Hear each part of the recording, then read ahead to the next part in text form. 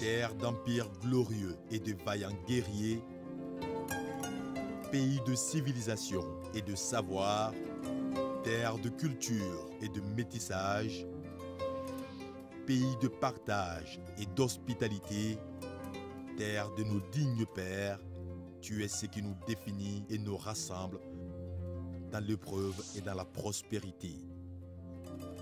Comme un seul homme et pour un seul destin, nous ferons de toi, Mali, une terre de paix.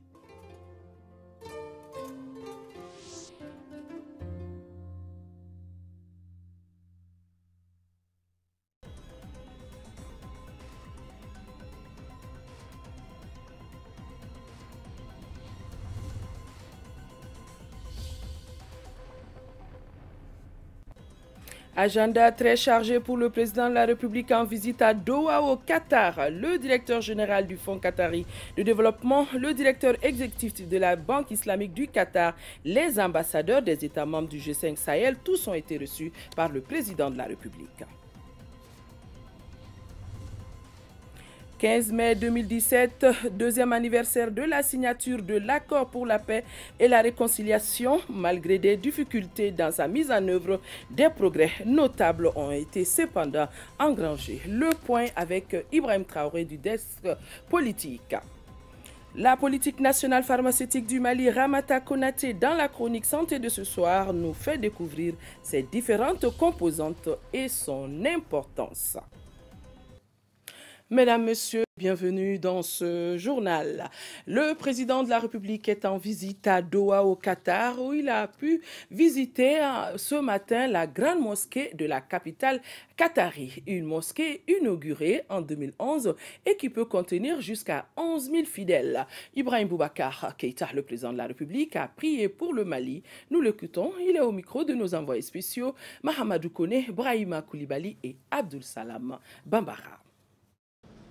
Ces lieux de prière sont d'une réalisation qui allie tradition et modernité, et confort, paix et en même temps dédicace totale à Dieu. Ce sont des lieux de réflexion, de pensée. Nous avons souhaité qu'ici, en ces lieux, l'on prie pour le Mali et son peuple, qui veulent la paix, qui n'aspirent qu'à la paix. Et merci encore à Cheikh Tamim bin Ahmad Al-Thani pour son invitation faite à nous rendre ici, et de nous avoir ouvert des lieux comme celui-ci, pour que nous y venions prier pour la paix, la concorde, l'amitié entre les peuples, de la Oumma islamique, et du Sahel en particulier, dans la douleur aujourd'hui. Choukran simplement au monsieur le ministre et à tous ceux qui nous ont accompagnés ici aujourd'hui dans ces lieux, à l'imam derrière lequel nous avons prié, et à tous nos frères, les jeunes Maliens qui travaillent ici à la mosquée. Ils sont nombreux, ils sont venus nous saluer. C'est l'amour du pays, c'est le respect pour le pays. De cela, nous leur avons gré et nous prions également pour leur bon séjour ici, en leur demandant encore une fois de respecter les lois de ce pays-là. Le pays qui vous accueille doit être honoré. Et honorer ce pays-là, en le faisant, vous honorez votre pays, le Mali. Vous prouvez que vous êtes d'un grand peuple, d'un grand pays. D'un pays qui est dans l'histoire et qui doit rester dans l'histoire.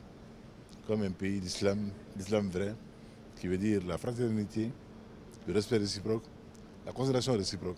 Et c'est à cela que j'invite les jeunes Maliens qui ont prié ici aujourd'hui et toute la communauté malienne qui vit au Qatar.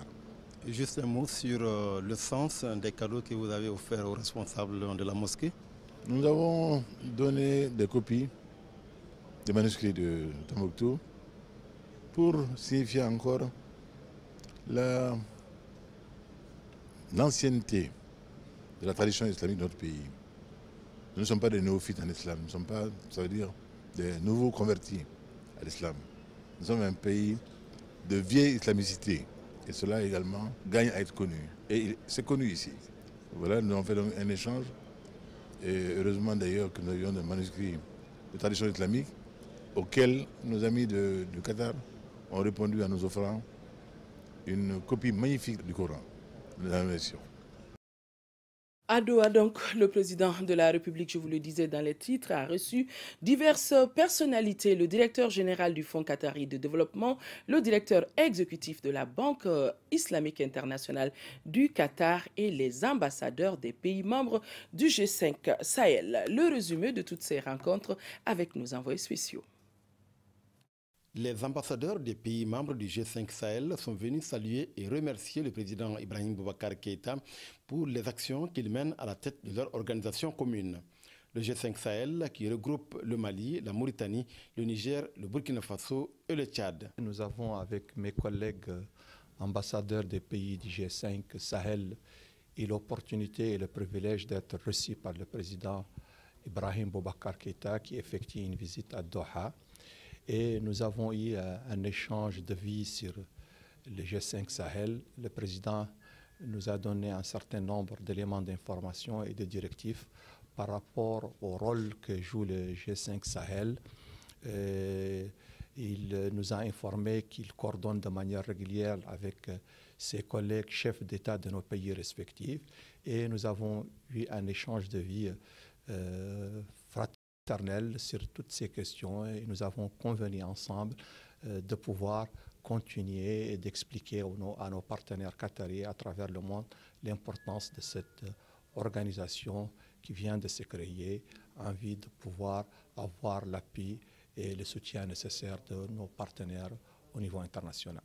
Le président de la République, Ibrahim Boubacar Keïta, a reçu également le patron de la Banque islamique internationale du Qatar qui compte s'implanter au Mali.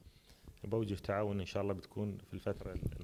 avons discuté avec Son Excellence le Président de la République les perspectives de coopération avec notre banque et nous avons parlé du projet d'établir une banque islamique au Mali, surtout que le Mali est connu pour la forte proportion de musulmans qui arrive à 95%. Donc, nous sommes en train d'étudier la possibilité d'ouvrir une banque islamique au Mali. Pour le moment, nous avons reçu une étude de faisabilité de la part des autorités maliennes et nous sommes en train de l'étudier et c'est après cela qu'on pourra donner un aperçu sur l'ouverture ou non et sur s'il y a un établissement d'une banque dans quel laps de temps ça peut avoir lieu. Le directeur général du Fonds qatari de développement est lui aussi venu voir le président Keïta pour évoquer les projets du fonds au Mali, un fonds qui travaille essentiellement pour le développement des zones rurales. Nous restons à Doha où est présente aussi l'épouse du président de la République, Madame Keïta Aminata Meiga, qui s'est entretenue à Doha avec le directeur de l'organisation, le directeur exécutif de l'organisation non gouvernementale Aid Charity, dont le patron envisage de se rendre au Mali très prochainement, intervient déjà dans notre pays à travers l'ONG Al-Farouk. Madame Keïta Aminata Meiga a aussi informé son interlocuteur des activités de l'ONG Agir qu'elle préside.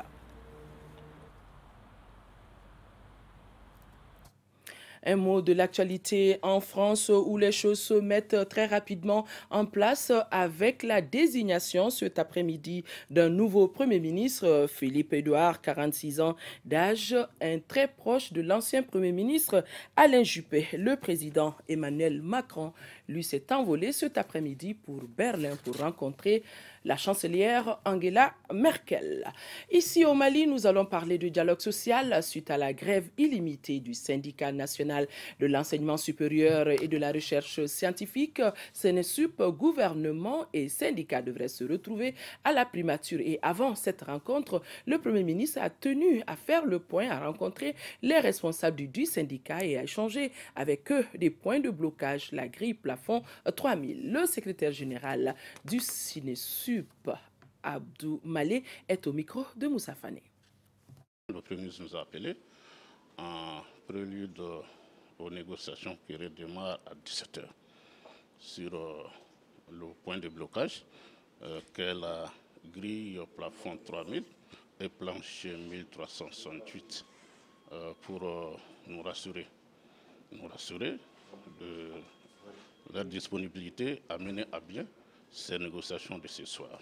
Nous également, nous rassurons que nous sommes prêts pour les négociations finales et que le Mali en gagne.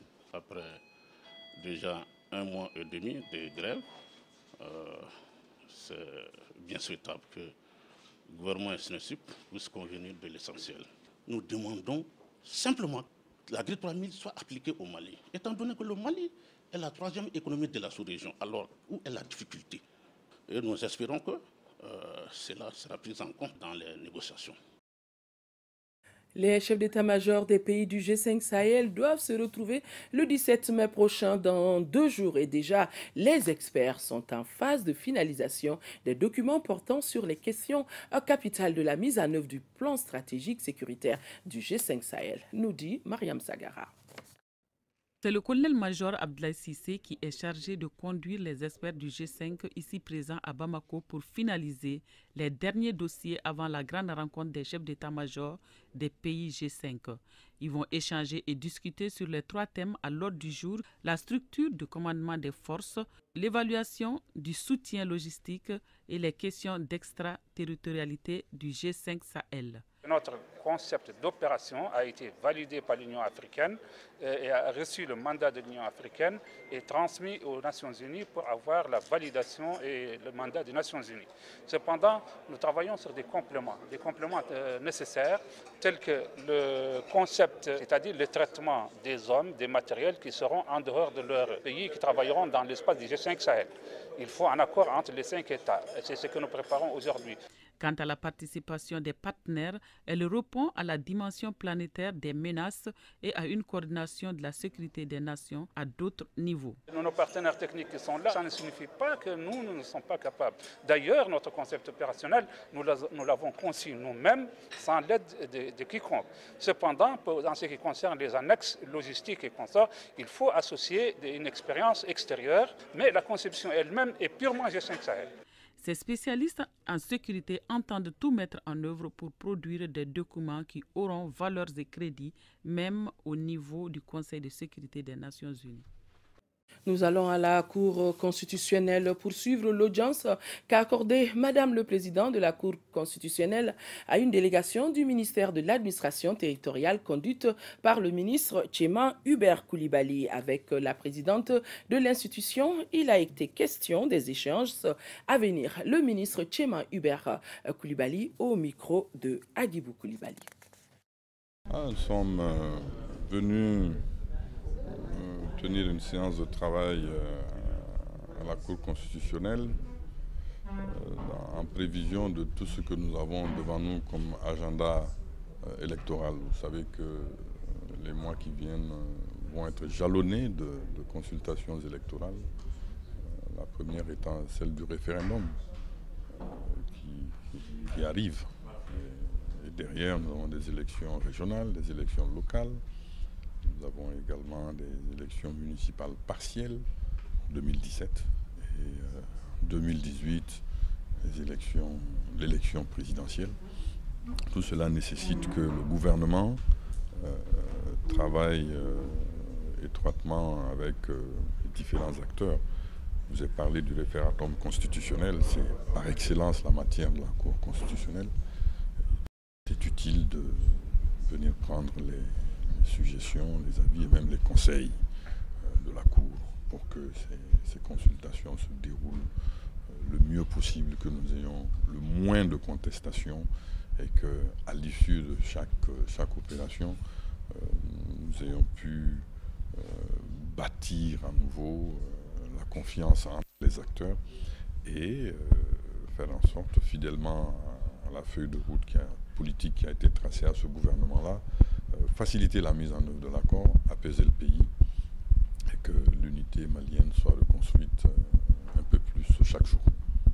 de politique aussi dans ce journal. Fin hier dimanche, les assises de la convention des partis politiques de la majorité présidentielle. Les responsables militants de la majorité ont une fois de plus renouvelé leur soutien au président de la République et au gouvernement pour mener à bien la réforme constitutionnelle et le processus électoral. Assises suivies par Khalifa Namatraoré. 2 jours de discussion et d'échanges sur 2 thèmes d'actualité, la réforme constitutionnelle et le processus électoral, et une convergence de vues des partis de la majorité présidentielle. Tous prônent la grande solidarité et la cohésion au sein du groupement politique pour soutenir le président de la République et le gouvernement. Nos partis politiques respectifs se devront de réussir ensemble les réformes institutionnelles qui se présentent comme des impératifs sur la voie de la mise en œuvre intelligente et réussie de l'accord pour la paix et la réconciliation au Mali issu du processus d'Alger. Mais aussi, nous devons réussir ensemble les prochaines échéances électorales qui consacrent le parachèvement du processus électoral et le renforcement de la gouvernance locale. Ces assises viennent donc à point nommé.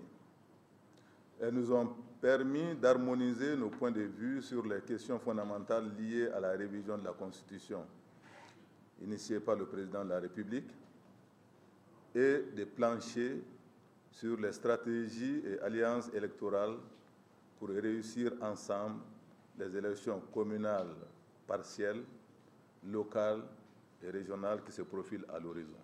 C'est donc la grande mobilisation des acteurs politiques de la CMP pour faire passer les différentes réformes institutionnelles et relever les défis socio-économiques, politiques et sécuritaires auxquels le Mali est confronté. Au niveau de la majorité présidentielle, nous avons apporté notre pierre à l'édifice national en prélude au projet de réforme constitutionnelle, la révision de la Constitution bientôt. Et ensuite, le processus électoral. Nous sommes mis en ordre de bataille pour accompagner le gouvernement en tant que majorité présidentielle. Notre rôle sera un rôle de sensibilisation. Nous allons faire beaucoup de sensibilisation auprès des autres femmes pour leur expliquer l'enjeu. Après la réussite des 2 premières assises, les partis politiques de la convention de la majorité présidentielle se donnent un rendez-vous pour de nouvelles concertations avec d'autres thématiques d'intérêt national. Voyons cette fois-ci la clôture du 2e congrès ordinaire de la CODEM, Convergence pour le développement du Mali. À l'issue des travaux, un nouveau bureau national dirigé par Ousseynou Amion-Guindo a été mis en place. On fait le point avec Nouhoum Sissoko. Ousseynou Amion-Guindo succède à lui-même à la tête du bureau national de la CODEM pour un nouveau mandat de 5 ans. Ainsi en a décidé le 2e congrès ordinaire de la Convergence pour le développement du Mali, qui a procédé au toilettage des textes et formulé des recommandations pour le renforcement du parti sur l'échiquier national. Tout ce que nous avons pu faire, c'est de travailler sur nos documents, de les approfondir et de doter notre parti de nouveaux textes, comme la charte morale que nous avons donnée au parti. Quant aux échéances électorales, locales, régionales et nationales à venir, vos directives seront suivies. Une conférence nationale extraordinaire sera convoquée à l'effet de décider de la candidature de la CODEM aux élections présidentielles de 2018.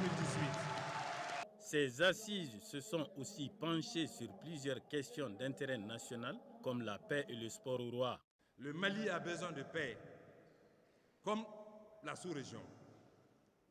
La direction nationale que vous venez de mettre en place s'engage à soutenir activement toutes les initiatives tendant à restaurer durablement la paix et à réconcilier les cœurs et les esprits. Ce 2e congrès a adressé des motions de soutien et de félicitations au président de la République Ibrahim Boubacar Keïta ainsi qu'au gouvernement pour les efforts consentis en faveur de la paix et du développement du Mali.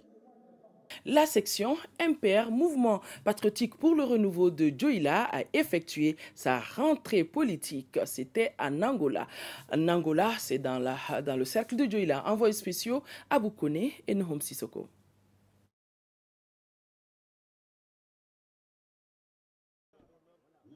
Le MPR, Mouvement patriotique pour le renouveau, se porte bien dans le cercle de Dioïla. C'est du moins le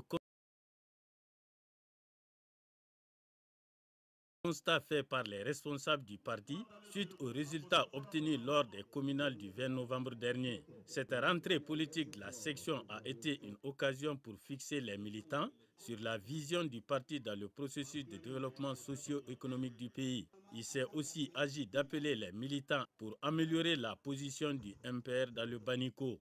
Avec les résultats des dernières élections communales, le 20 novembre, le parti a retrouvé sa place de deuxième force politique dans le cercle de Dioïla.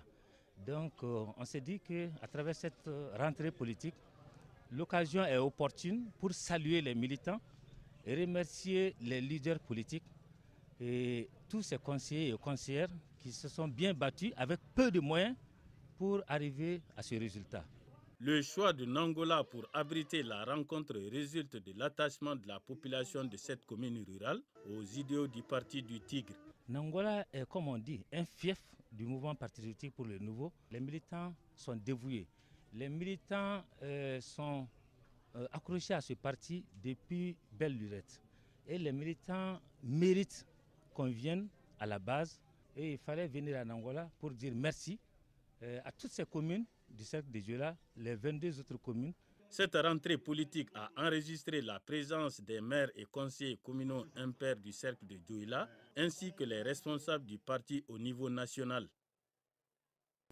Encore une fois, toutes nos excuses pour ces problèmes techniques.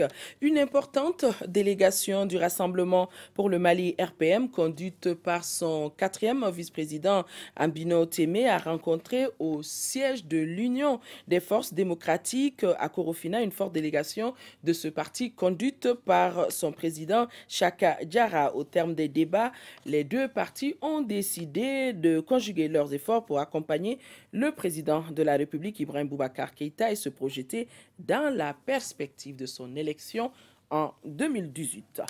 Le ministre de l'Agriculture a lui procédé hier à la pose de la première pierre du pont-barrage de Simona dans la commune rurale de Yorosso en 3e région. Envoyés spéciaux à Simona, Aruna Diarra et Dougoufana Traoré.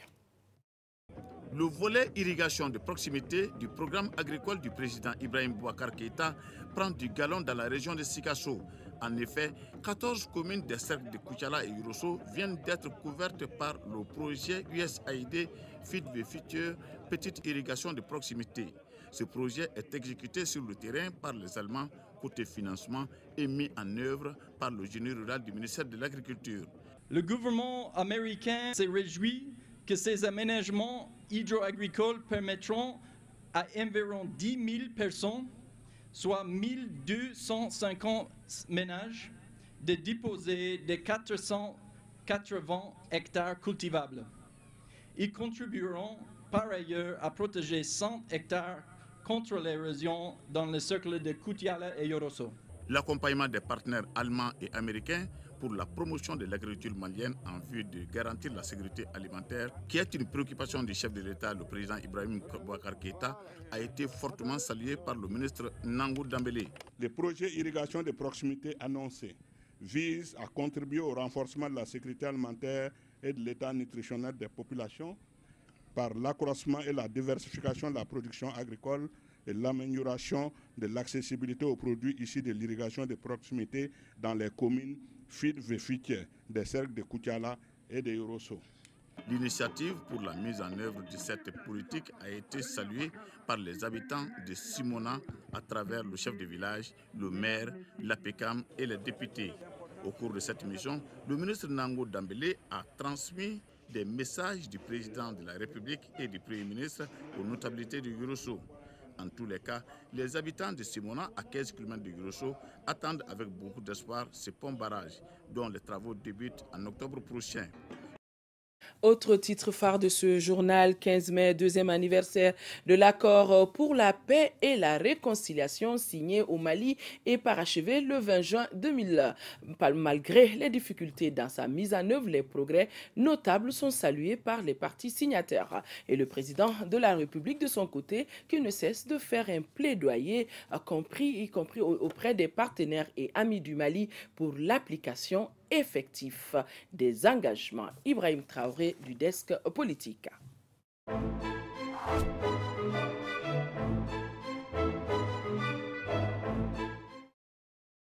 Deux ans de mise en œuvre de l'accord pour la paix et la réconciliation au Mali. Que de chemins parcourus, que de défis à relever. Au nombre des acquis, l'on note la mise en place des autorités intérimaires, l'opérationnalisation du mécanisme de coordination MOC ou encore l'organisation de la conférence d'entente nationale. À cela, il faut ajouter le dépôt des premières listes des combattants des groupes armés pour le processus de désarmement et de réinsertion. Il est attendu le démarrage des opérations. Autre défi, faire face à la recrudescence des attaques terroristes dans le nord et le centre du pays. C'est pourquoi le président de la République, dans sa feuille de route remise au Premier ministre, a beaucoup insisté sur la mise en œuvre diligente de l'accord. L'accord pour la paix et la réconciliation issu du processus d'Alger nous offre, malgré les lenteurs et les difficultés, une réelle chance de préserver l'unité et la diversité de notre pays dans une vision partagée de notre nation et de notre communauté de destin. Dans les rencontres sous-régionales et lors des forats et autres visites d'État, Ibrahim Boubacar Keïta ne cesse de faire un plaidoyer pour l'application rapide de l'accord. C'est le cas, par exemple, à Doha, au Qatar, où il se trouvait ce dimanche. Il a vanté les mérites de cet accord et les efforts que le gouvernement et ses partenaires ne cessent de fournir pour son aboutissement. Nous n'avons jamais manqué d'envoyer nos équipes dans les lieux de résidence à l'extérieur de la frontière ou à l'intérieur du Mali, là où résidaient les déplacés ou les réfugiés, pour leur porter aide et assistance, et qu'ainsi ils comprennent que, où qu'ils soient, ils demeurent des Maliens. Sur le terrain, l'optimisme est de rigueur, en dépit des actes de sabotage des ennemis de la paix.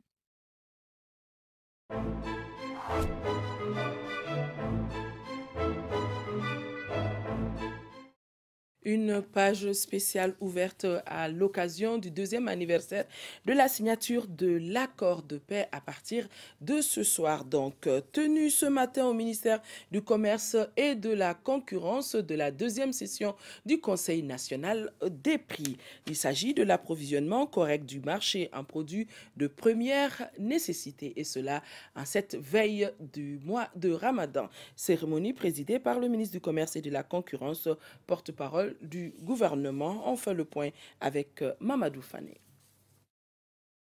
Cette deuxième session du Conseil national des prix est destinée à l'approvisionnement du pays en denrées de première nécessité pendant le mois de Carême. À l'issue de cette rencontre, d'importantes décisions ont été prises afin de permettre aux Maliens de bien passer le mois de Ramadan. À partir du lundi 22 mai, les populations peuvent avoir le sucre à 550 francs le kilo au niveau des commerçants détaillants. Au niveau des grossistes, le sac de 50 kg à 25 000, soit 500 francs le kilo.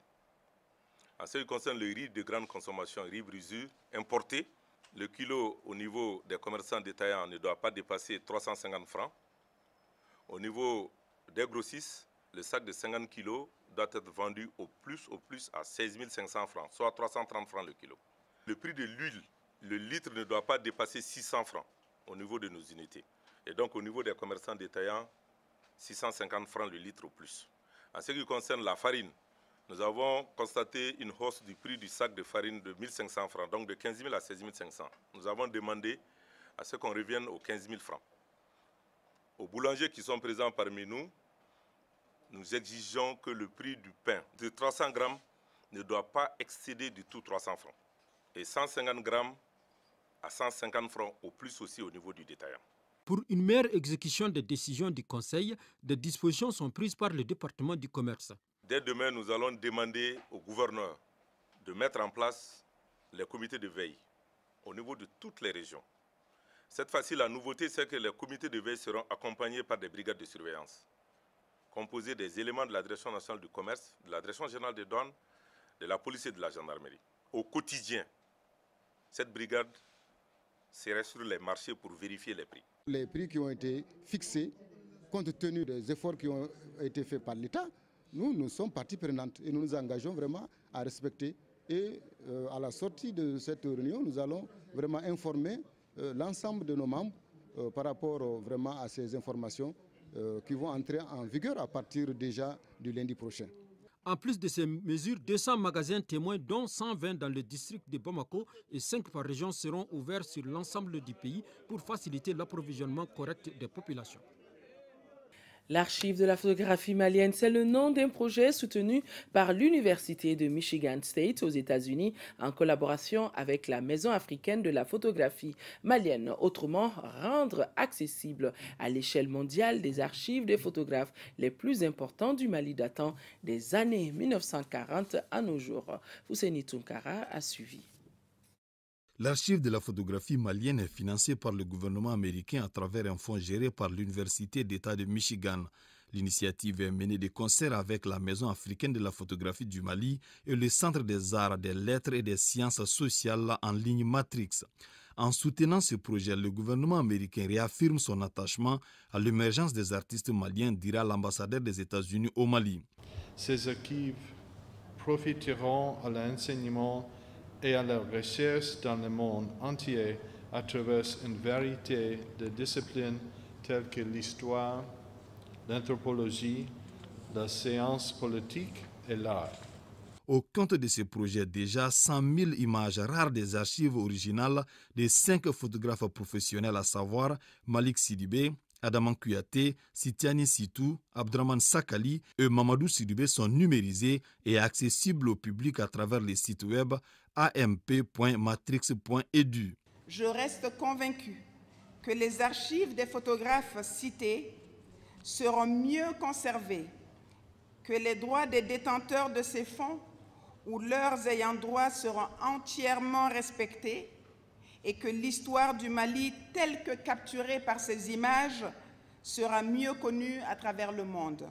La ministre de la Culture a profité de cette cérémonie pour annoncer une bonne nouvelle aux artistes. Il s'agit du vote de la loi fixant le régime de la propriété littéraire et artistique par l'Assemblée nationale du Mali. Visite de terrain pour Madame le ministre de l'Artisanat et du Tourisme sur le site touristique de Moussobani-Koulou dans la commune rurale de Kassaro. Une visite qui s'inscrit dans le cadre de la commémoration de la Journée internationale des monuments et sites. Inaba était de la visite. Ce monument naturel de Moussobani-Koulou représente une jeune femme révoltée qui refusa d'aller chez son mari, d'où son nom Moussobani qui signifie femme révoltée.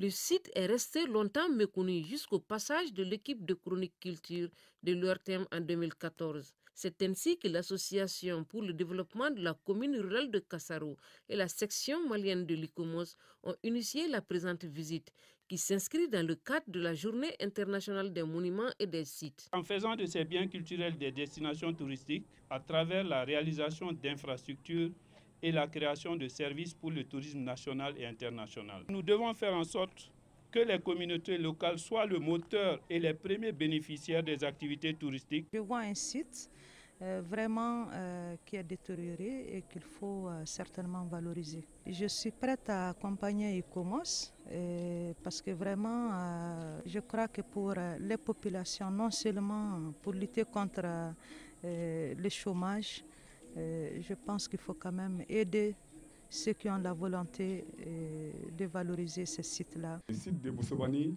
est un site touristique qui date des millénaires. C'est un site qui a été visité par d'éminentes personnalités. Présente ce matin de Madame le ministre nous va droit au cœur pour une éventuelle rénovation de ces sites. Cette visite est la première d'une autorité sur le site de Moussobani-Koulou. C'est en cela que la population de Filadoukou qualifie d'historique cette journée du 14 mai 2017. L'Agence pour la promotion des exportations du Mali a tenu la 5e session ordinaire de son conseil d'administration. On fait tout de suite le point avec Noum Sissoko. L'APEX Mali, agence pour la promotion des exportations du Mali, a mis en œuvre plusieurs initiatives en 2016 et développé des cadres de partenariat avec d'autres structures similaires dans certains pays. Depuis les 5 ans que nous sommes en train de réfléchir avec nos partenaires, et nous en sommes maintenant à pouvoir affirmer que peut-être que la question du financement reste importante fondamentalement, mais aujourd'hui nous sommes à même d'entreprendre pas mal d'activités de promotion et de développement. L'APEX Mali est cependant confronté à une insuffisance de ressources humaines et financières. Pour fonctionner efficacement, l'agence nécessite des améliorations considérables dans tous les domaines, parmi lesquels nous retiendrons ceux de la détermination d'une vision et d'une stratégie, de son positionnement en tant que prestataire de services, la faiblesse des relations de partenariat avec les organismes du secteur privé et les organisations professionnelles d'exportateurs, toutes choses qui limitent de manière significative les marges de manœuvre du service. En perspective, l'agence doit réaliser une étude pour la mise en place d'un programme de développement à l'exportation de la viande du Mali. La communauté internationale célèbre chaque année la Semaine mondiale d'action pour l'éducation au Mali. L'activité est organisée par la coalition des organisations de la société civile pour éducation pour tous. Agibou Koulibaly. À travers le lancement de cette 17e édition de la Semaine mondiale pour l'éducation, la coalition des organisations de la société civile pour l'éducation pour tous au Mali entend informer, sensibiliser et mobiliser tous les acteurs de l'éducation sur les enjeux et les intérêts de l'objectif de développement durable 4, ODD 4. Il s'agit que dans une semaine, que des activités se mènent pour que la population, le public, fasse toute une semaine à penser uniquement à l'école. C'est une catastrophe si chacun de nous ne prenait pas la responsabilité sur soi de dire que l'école c'est moi, que l'école est une priorité des priorités dans un pays qui sort d'une crise. Les autorités scolaires ont salué l'engagement continu des initiateurs de la semaine pour le relèvement du taux de scolarisation et la promotion du système éducatif. Il s'agit à l'évidence d'un choix pertinent. Il s'agit à l'évidence d'un choix judicieux quand on sait qu'à travers l'ODD 4, la communauté internationale se propose d'assurer l'accès de tous à une éducation de qualité et de promouvoir les possibilités d'apprentissage tout au long de la vie. Autre temps fort de la semaine, la tenue de la conférence de presse sur le thème « Les défis majeurs qui minent notre système éducatif de façon générale et spécifiquement celui lié à l'atteinte de l'ODD 4 ». Cette activité permettra aux hommes de médias de mieux relayer l'information et de sensibiliser les différents acteurs afin qu'ils jouent pleinement leur rôle dans la promotion de l'éducation au Mali. Rideau ce week-end sur les journées culturelles de l'Europe, c'était à l'Institut français du Mali avec comme thème l'Europe à la rencontre du Mali. Modibo Soirée a suivi tous ces événements pour nous. Suivons. L'exposition intitulée « Faisons face au climat » a été une des activités phares de la semaine.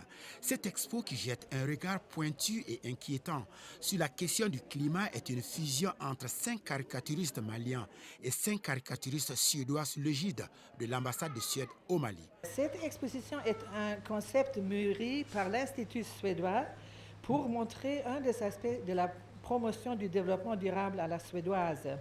En effet, un des piliers prioritaires dans la coopération au développement de Suède avec le Mali est notamment l'environnement et le changement climatique.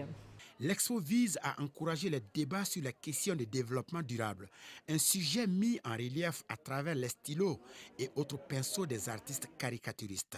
C'est un message pour sensibiliser les gens pour qu'on respecte l'environnement. Si on pense que l'environnement et la détérioration de l'environnement n'est pas une affaire africaine, maintenant on voit que de plus en plus nous subissons les effets de cela. Côté spectacle, l'assistance a eu droit à un concert du groupe suédois dirigé par le producteur et bassiste Andrea Ung et le lead vocal Thomas Ebi. Leur musique est un savant mélange de styles inspirés de sonorités venues du Brésil, de Cuba et de l'Afrique de l'Ouest. L'apothéose de ces journées culturelles de l'Europe a été bien évidemment la prestation samedi soir de l'auteur-compositeur et DJ franco-allemand Olaf Hund, un multi-instrumentiste qui a émerveillé le public avec sa musique électronique.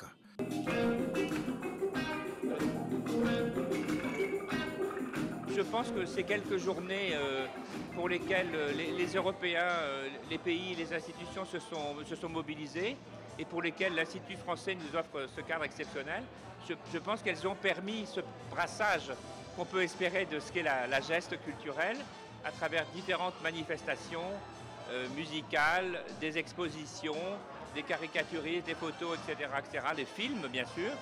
Ces premières journées culturelles de l'Europe ont permis pendant une semaine aux différents partenaires et aux amis de l'Europe au Mali de se retrouver autour d'activités pluridisciplinaires. Vivement les prochaines journées culturelle européenne. La pharmacie populaire du Mali est en charge de l'acquisition, du stockage et de la distribution de produits et dispositifs médicaux vendus sur le marché sur l'ensemble du territoire. À ce titre, la pharmacie populaire du Mali reste un dispositif essentiel pour l'État dans l'offre des médicaments. Toutefois, la structure reste confrontée à des difficultés. Nous sommes lundi, c'est le sujet de la chronique santé du jour avec Ramata Konaté. Depuis les premières heures de l'indépendance, le Mali dispose d'un outil privilégié d'exécution de sa politique nationale pharmaceutique. Une politique mise en œuvre par la PPM, la pharmacie populaire du Mali. La pharmacie populaire du Mali, c'est la centrale d'achat en République du Mali pour les produits de santé, destinés prioritairement au secteur public. Ce n'est pas seulement le secteur public de santé, mais en plus les clients administratifs, comme l'armée, comme les écoles, comme les universités, les EPA, les autres EPIC, l'INPS et les autres. Outre les départements régionaux à l'intérieur du pays, la PPM compte 7 magasins dans les régions, 5 à Bamako, des officines à Koutchala, Tombouctou et Gao et l'officine IB, initiative de Bamako. La structure s'approvisionne à travers 2 voies essentielles. Nous achetons à l'étranger auprès des fabricants, des grands distributeurs agréés dans le monde. Nous passons aussi des appels d'offres nationaux. Nous consultons des fournisseurs, des représentants des grandes marques, des représentants des firmes pharmaceutiques qui résident au Mali, mais aussi la pharmacie populaire du Mali fabrique des médicaments. Ce sont des pommades, des alcools titrés à 90 degrés, à 70 degrés, beaucoup d'autres produits qui sont utilisés spécifiquement dans le cadre de la dermatologie. Après la réception des médicaments et dispositifs médicaux, la Commission nationale, composée en partie des agents du Laboratoire national de la santé, procède à des prélèvements pour le contrôle de la qualité. Une fois validés, ces produits sont repartis entre les magasins pour leur conservation. En 2016, la pharmacie populaire du Mali a assuré au moins pour 10 milliards l'approvisionnement du secteur public de la santé par rapport aux médicaments qui relèvent de la gratuité. Dans le cadre de l'approvisionnement, du stockage et de la distribution des médicaments essentiels, il existe un contrat-plan entre l'État et la pharmacie populaire du Mali. Le contrat-plan existe depuis 21 ans. Par rapport au contrat-plan, la pharmacie populaire du Mali doit assurer prioritairement l'approvisionnement de toutes les structures publiques de santé et autres, mais aussi les clients administratifs et tout autre service public qui viendra solliciter des services auprès de la pharmacie populaire du Mali. Malgré l'existence du contrat-plan, les approvisionnements se passent encore au détriment de cette disposition réglementaire pour les attribuer à des fournisseurs qui sont non professionnels. Le respect de cette réglementation peut aider l'État à mettre à la disposition des populations des médicaments de qualité et à moindre coût. Cette mesure contribue également à la lutte contre la vente illicite des médicaments au Mali. Voilà qui met fin donc à ce journal. Merci de l'avoir suivi. À suivre dans les programmes après l'émission Score, en rediffusion la nouvelle émission de débat. Ça se passe ici, thème l'insalubrité de la ville de Bamako. Ça se passe ici, un débat juste après le magazine Score, une réalisation de Sidi Mohamed Koné Junior. Excellente nuit à nos téléspectateurs de la ville de Sikasso.